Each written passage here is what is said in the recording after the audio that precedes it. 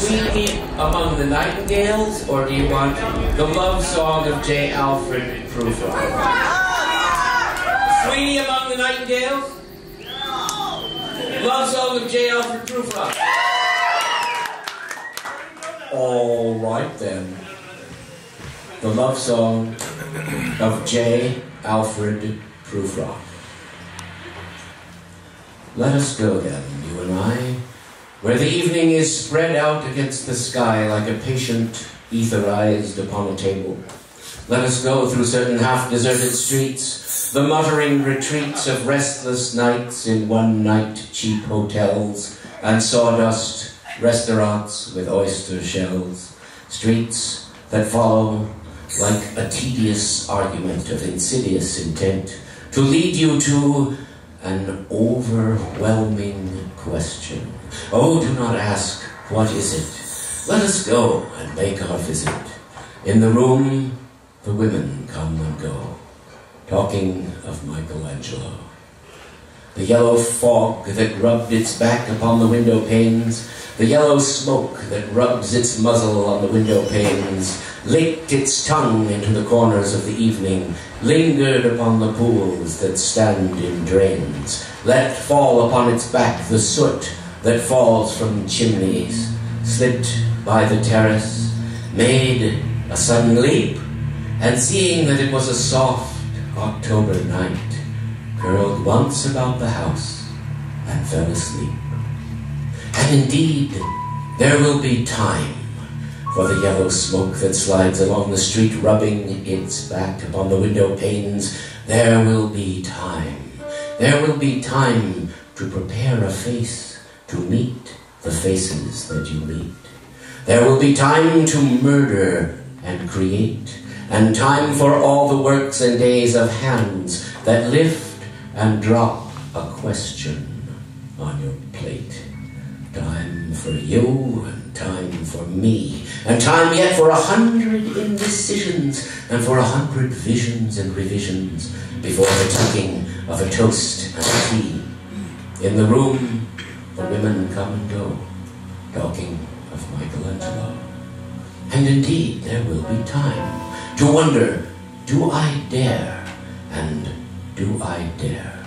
Time to turn back and descend the stair with a bald spot in the middle of my hair. They will say, how his hair is getting thin. My morning coat, my collar mounting firmly to the chin, my necktie rich and modest, yet asserted with a simple pin.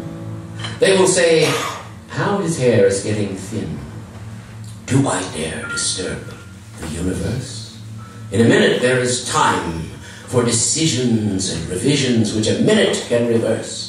But I have known them all already, known them all, have known the mornings, evenings, afternoons. I have measured out my life with coffee spoons. I know the voices dying with a dying fall beneath the music of the farther room, and how should I presume? And I have known the eyes already, known them all. The eyes that fix you in a formulated phrase. And when I am formulated, sprawling on a pin, when I am pinned and wriggling on the wall, then how should I begin to spit out all the butt ends of my days and ways? And how should I presume? And I have known the arms already, known them all. Arms that are braceleted and white and bare, but in the lamplight, downed with light brown hair. Is it the perfume from a dress that makes me so digress? Arms that lie along a table or wrap about a shawl. And should I then presume? And how should I begin? Shall I say, I have gone at dusk through narrow streets and watched the smoke that rises from the pipes of lonely men in shirt sleeves leaning out of windows? I should have been a pair of ragged claws scuttling across the floors of silent seas. And the afternoon, the evening sleeps so peacefully, smoothed by long fingers, asleep, tired. Or it malingers, here stretched upon the floor, by you and me? Should I, after tea and cakes and ices, have the strength to force the moment to its crisis? But though I have wept and fasted, wept and prayed, though I have seen my head grown slightly bald, brought in upon a platter, I am no prophet, and here's no great matter. I have seen the moment of my greatness flicker, and I have seen the eternal footman hold my coat and snicker.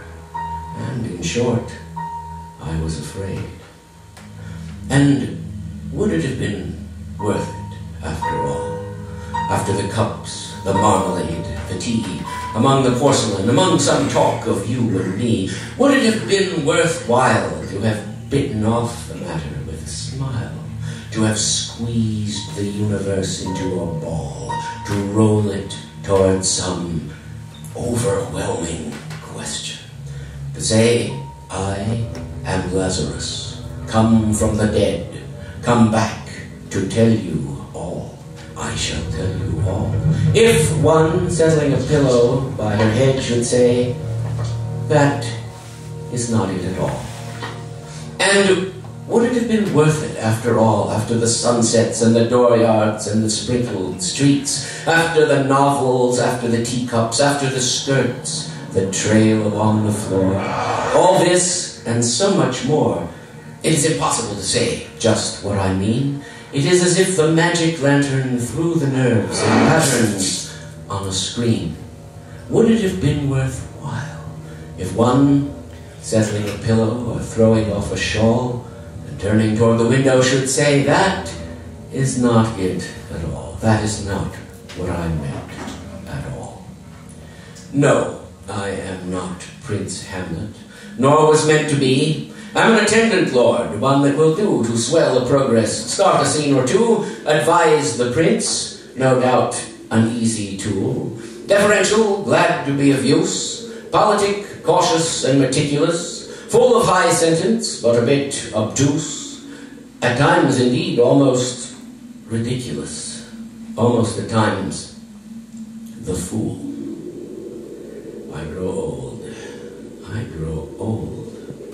I shall wear the bottoms of my trousers rolled. Shall I part my hair behind? Do I dare to eat a peach? I shall wear white flannel trousers and walk along the beach. I have heard the mermaids singing, each to each. I do not think that they will sing to me.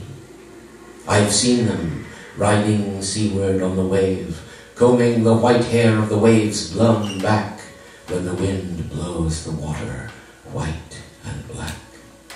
We have lingered in the chambers of the sea, by sea girls wreathed with seaweed, red and brown, till human voices wake us and we drown.